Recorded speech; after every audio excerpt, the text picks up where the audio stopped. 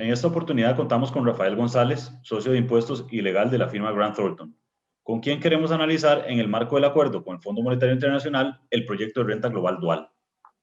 Rafael, sabemos que uno de los puntos que se discute en el acuerdo mencionado es el tema de renta global dual.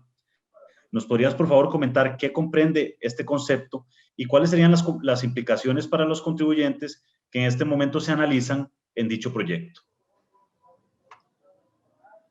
Muchas gracias, Francisco, y muchísimas gracias a Mercado por la invitación. Yo quisiera empezar diciendo que este concepto de renta global es equivalente a progresividad. Progresividad significa quien gana más, paga más. Quiere decir que todas las rentas de una persona física van a englobarse, por eso se llama global, en una única fuente de imposición, donde lo que tengo son unas cosas que se llaman bases liquidables, empezando por el salario.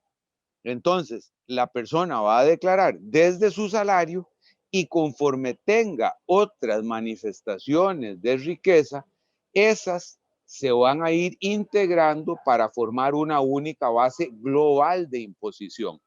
Por supuesto, eso tiene forma como de canastas, donde el salario es una canasta que va a tener ciertos rubros que yo le puedo rebajar,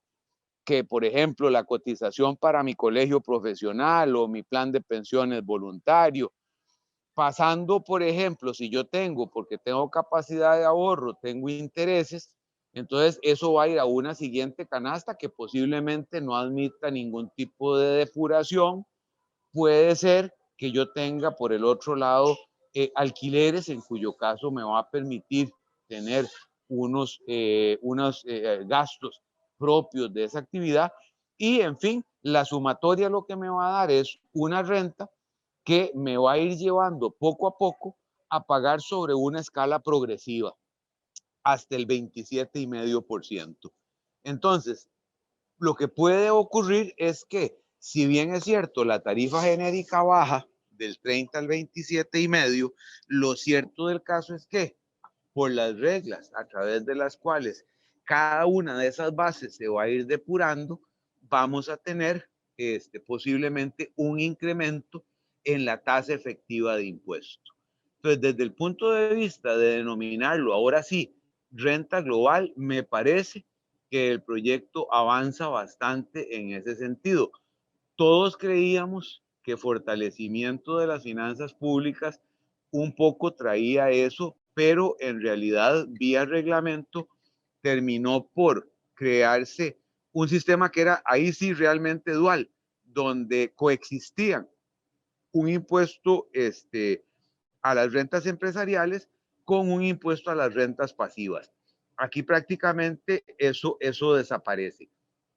Por supuesto, tiene que mantenerse un sistema donde, si bien es cierto, la persona física es el eje central de la imposición, tenemos un impuesto a las sociedades que básicamente mantiene las reglas existentes desde siempre de una renta neta con los mismos ingresos y gastos, mantiene reglas de precios de transferencia ya conforme las incluyeron en la ley de fortalecimiento, asimetrías híbridas, posibilidades de deducción de pérdidas, paraísos fiscales, limitación de gastos financieros, pero en general es un impuesto de sociedades que de alguna manera responde o se va a comunicar con el pago final que terminará en cabeza de la persona física. Sí llama un poquito la atención el que hayan vuelto a poner lo que en su momento llamaron una territorialidad reforzada,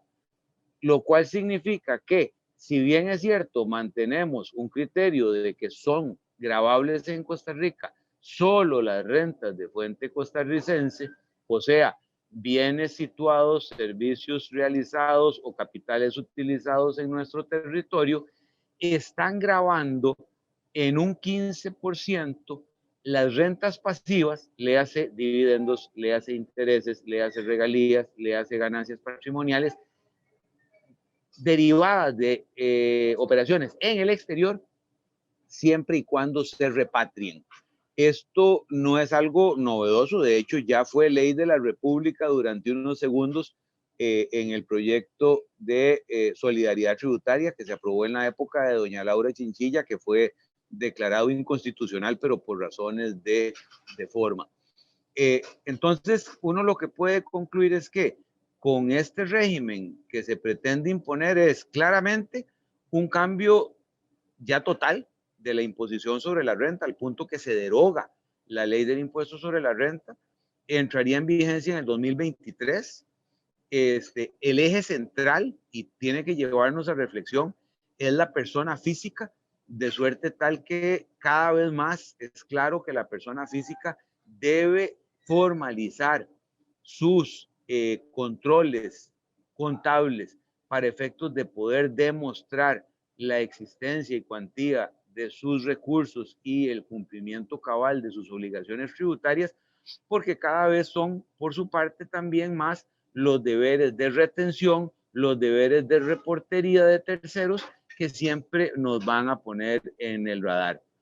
Igualmente llama la atención que la disposición es muy agresiva en cuanto al establecimiento permanente. ¿Esto qué significa? Traer o hacer un fuero de atracción muy grande del no domiciliado, o sea, de la empresa que no tiene domicilio en Costa Rica, pero que por la forma en que realiza sus operaciones, ya sea a través de poderes amplios de representación, de oficinas, de mantenimiento de inventarios, etcétera,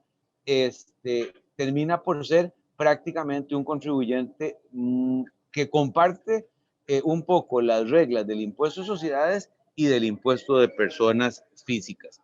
Entonces, yo diría que el concepto dual es un poco semántico, más bien dual fue lo que estuvimos viendo con la reforma de fortalecimiento.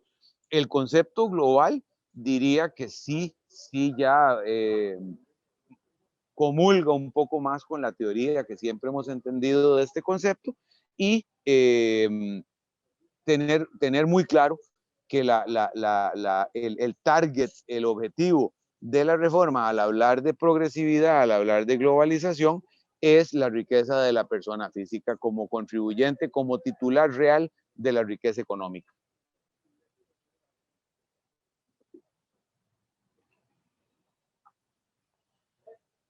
Muchas gracias, Rafael, por tu respuesta. Les recordamos que le estaremos haciendo llegar información de esta índole de forma periódica y recuerden que Mercado Valores es su gestor patrimonial de confianza.